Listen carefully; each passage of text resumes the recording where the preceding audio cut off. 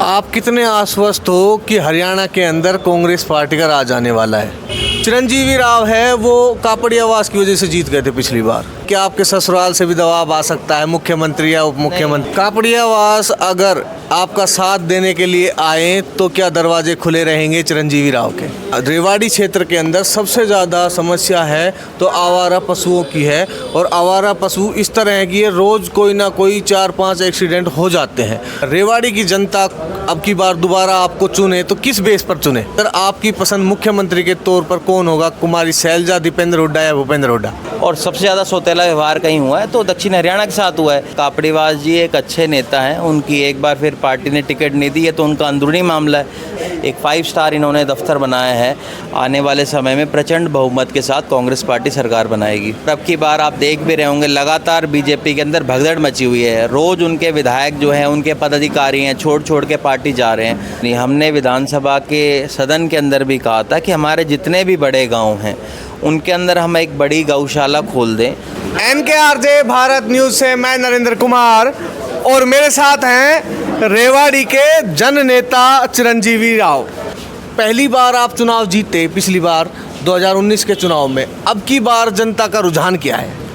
देखिए, पिछली बार जो माहौल था वो तो बहुत विपरीत था। 75 पार का नारा था बीजेपी का, और मोदी जी की पूरे देश में लहर थी। कांग्रेस पार्टी उस वक्त एक भी सीट नहीं जीती थी, और अब की बार आप देखेंगे उससे बिल्कुल विपरीत हवा है। कांग्रेस पार्टी 10 में से 5 सीट जीती है, और अब की बार आप देख भी रहे होंगे लगातार बीजेपी के अंदर भगदड़ मची हुई है। रोज़ उनके विधायक जो हैं, उनके पदाधिकारी हैं, छोड़ के पार्टी जा रहे हैं, और कमोपेश ऐसे ही हालात हमारे थे पिछले चुनाव के अंदर। तो ये हवा अपने आप आपको दर्शा रही है कि आज क्या हालात हैं, और हमें पूरी उम्मीद है कि जिस तरह से हमें प्यार आशीर्वाद मिल रहा है लोगों का, आने वाले समय में प्रचंड बहुमत के साथ कांग्रेस पार्टी सरकार बनाएगी।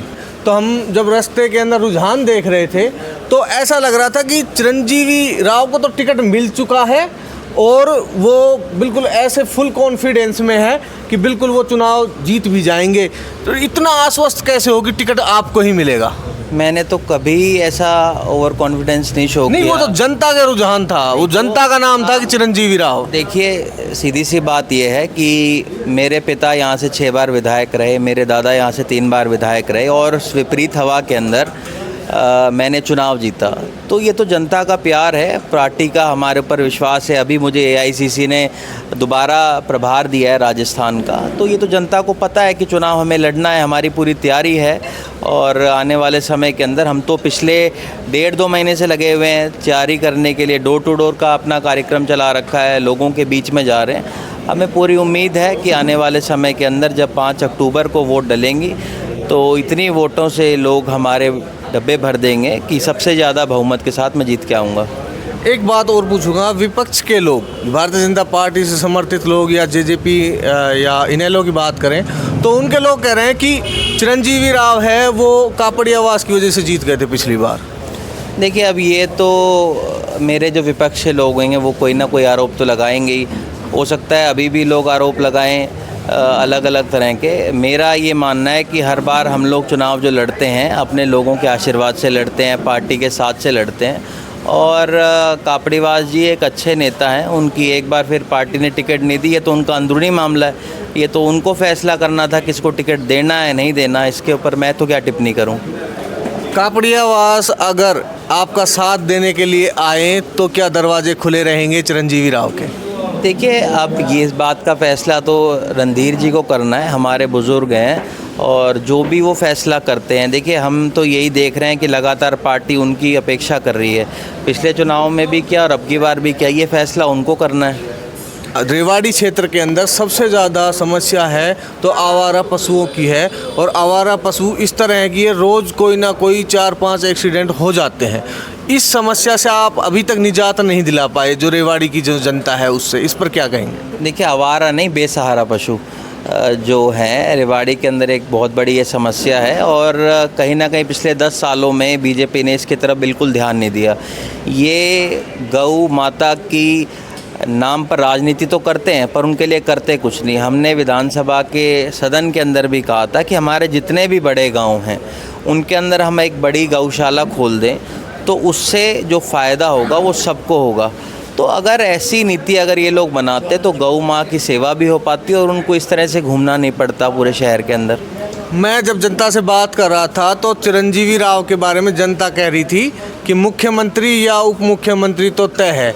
आपको क्या लगता है कि पार्टी इस बारे में भी सोच रही है क्या, चिरंजीवी राव के बारे में? देखिए जी, मुख्यमंत्री तो बहुत बड़ा पद होता है, ये तो हमारे पार्टी के शीर्ष जो नेता हैं उनको ये पद मिलेगा। और जहाँ तक बात मेरी है, मेरी एक कोशिश है कि हम लोग सत्ता के अंदर वापस आएँ, लोगों के काम होएं। पिछले 10 साल से हम देख रहे हैं हमारे इलाके को नेतृत्व नहीं मिला हुआ है, ना हमारे यहाँ कोई मंत्री है, ना हमारे यहाँ पर कोई ताकत दी हुई है। हमारी कोशिश ये है कि इस इलाके के अंदर काम होएं, लोगों का विकास हो पाए। जो हमारे अधूरे विकास कार्य है जो मेरे पिताजी छोड़ के गए थे, आज काम वहीं का वहीं रुका हुआ है। तो हमारी कोशिश रहेगी कि उस काम को हम लोग आगे बढ़ाएं आने वाले समय में। रेवाड़ी की जनता अब की बार दोबारा आपको चुने तो किस बेस पर चुने? देखिए, हमारे काम के ऊपर चुने, चाहे हमने यूनिवर्सिटी बनाई हो, कॉलेजेस बनाए हो, खरकड़ा में सेक्टर 18 में ITI बनाई हो, पॉलिटेक्निक बनाई हो। आप देखिए हर गांव के अंदर सामुदायिक भवन हैं, जितने भी हमारे समाज हैं, चाहे अग्रवाल समाज है, आपका पंजाबी समाज है, यादव समाज है, उनकी हमने धर्मशालाएं बनाई। आप जिमखाना क्लब है, मिनी सेक्रेटेरिएट है, पब्लिक हेल्थ का दफ्तर है, तहसील है, आप यूथ हॉस्टल है, सीनियर सिटीज़न क्लब है, ओल्ड एज होम है, जितने सब स्टेशंस हैं, CHC है, PHC है, ट्रॉमा सेंटर है। तो मतलब इतना विकास उस समय हुआ। सेंट्रल यूनिवर्सिटी, डिफेंस यूनिवर्सिटी, ये जो काम हुए ये कब हुए? कांग्रेस राज के अंदर हुए। और पिछले 10 सालों में अगर बीजेपी वालों से पूछेंगे तो उनके पास बताने के लिए एक ही कार्य है कि उन्होंने अपना एक दफ्तर बनाया होगा। आपने भी देखा होगा जब आप आए होंगे, एक 5 स्टार इन्होंने दफ्तर बनाया है। केवल मात्र इनकी ये उपलब्धि रही है कि अपनी पार्टी के लिए तो इन्होंने विकास किया है, लोगों का विकास नहीं करा।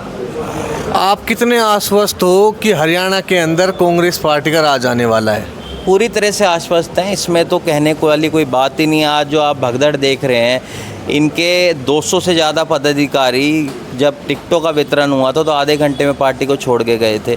अभी भी 3 लोगों ने पार्टी छोड़ी है, अभी जो मुझे बताया गया। ये दर्शा रहा है कि इनके अंदर भगदड़ मची हुई है।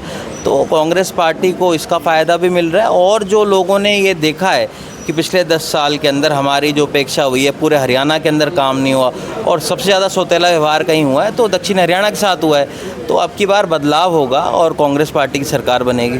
प्रतिद्वंदी हैं लक्ष्मण यादव जी, उनसे किस प्रकार की आप देखते हैं, उनसे जो अपनी चुनावी लड़ाई है वो? देखिए, हर प्रतिद्वंदी होता है, उसके अलग अलग होते हैं। अगर लक्ष्मण यादव जी ने बहुत अच्छा काम किया होता तो उनकी कोसली से टिकट क्यों काटी गई? ये तो कह रहे हैं कि 1100 करोड़ रुपए का काम करा के आए हैं। अगर 1100 करोड़ का काम कराया था तो वहाँ की जनता ने उनको नकारा होगा। उस बोझ को हमारे ऊपर क्यों डाल रहे हैं? अगर उन्होंने इतना ही अच्छा काम किया था तो कोसली की जनता के वहाँ वो रहते, उनको ये पता चल गया था कि वहाँ से तो अब उनका नो वैकेंसी का बोर्ड है, वहाँ तो उनकी जनता उनको देने वाली है नहीं। अब रेवाड़ी आ गए, 10 साल हमारे वैसे इन्होंने ख़राब कर दिए। अब एक ऐसे व्यक्ति को भेज दिया जो बाहर का है, जिसका रेवाड़ी से कोई समस्याओं से लेने देना नहीं है। मुझे लगता है कि ऐसे व्यक्ति को देना चाहिए था। क्या रेवाड़ी हलके के अंदर आपको कोई एक व्यक्ति नहीं मिला जो यहाँ का लोकल था जिसको पार्टी टिकट दे दे? कि आपने बाहर के एक व्यक्ति को हमारे ऊपर थोपने का काम कर रहे हैं।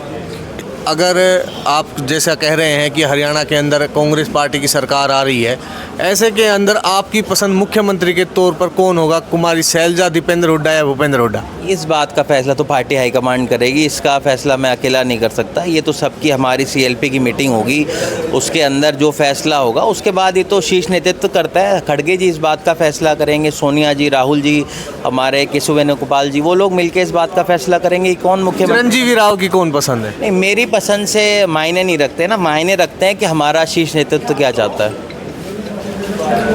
ऐसा कहा जा रहा है कि आपके ससुराल से भी दबाव आ सकता है मुख्यमंत्री या उप मुख्यमंत्री? हमारी कोई ऐसी इच्छा नहीं है मुख्यमंत्री की। और हमने हमेशा जो राजनीति करी है वो लोगों की करी है। हमें पद की कोई ऐसी लालसा नहीं है। हमारी कोशिश ये रहेगी कि इस इलाके के अंदर ताकत आए ताकि लोगों के काम हो।